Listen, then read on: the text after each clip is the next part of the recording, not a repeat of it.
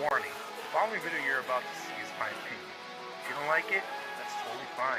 You don't have to like it.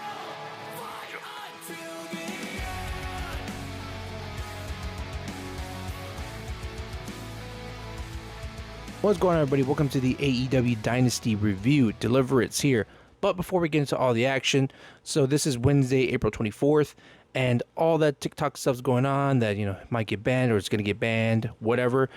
Just in case, I uploaded everything onto my YouTube, which is just the Deliverance. All the rewinds and all review the pay-per-views are on there. So if you can, subscribe. If you don't, it's whatever. I'm still going to be posting here until it doesn't work anymore. So while I was re-uploading, I missed a 5-star rating, which was NXT TakeOver 36, Ilya Dragunov versus Walter for the NXT UK Championship.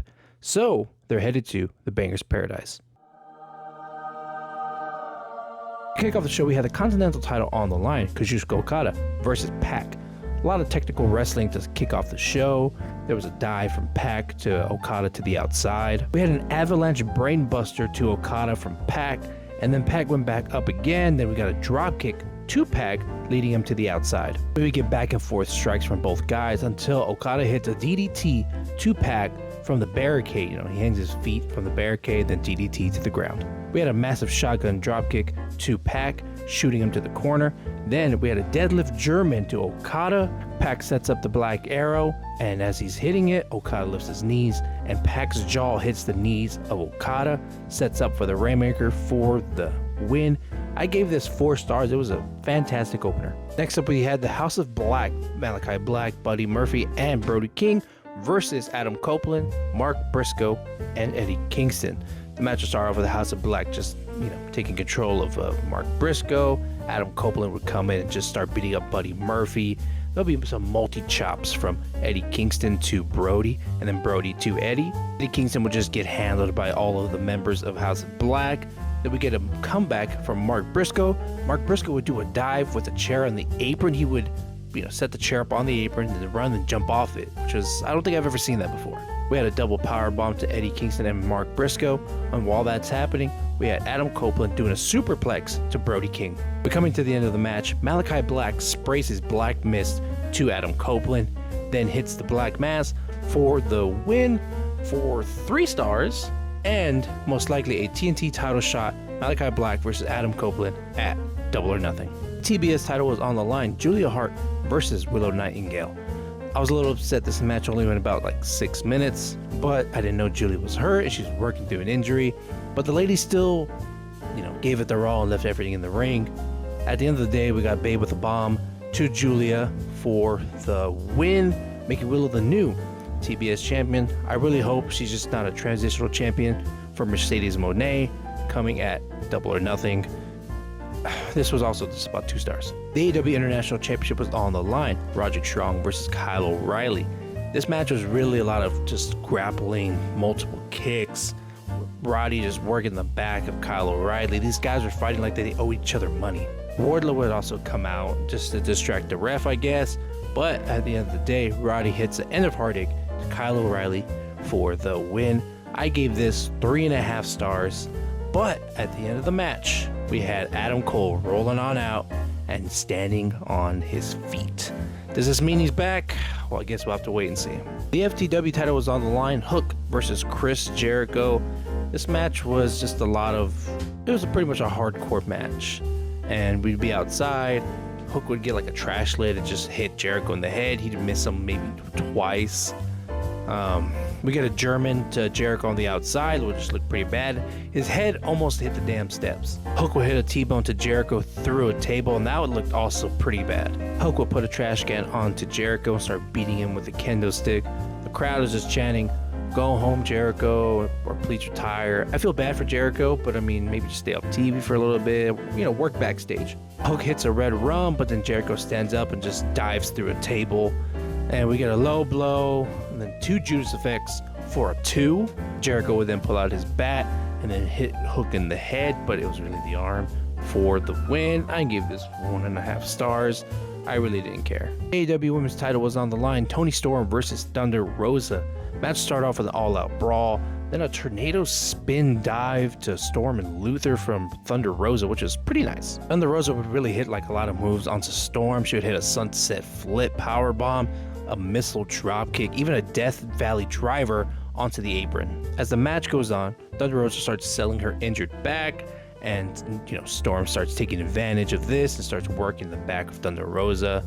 Deonna Purrazzo would also come out and take out Mariah May, just taking her to the back because she was trying to distract the ref. But at the end of the day, we got a sweet cheek music plus a Storm Zero for a 2.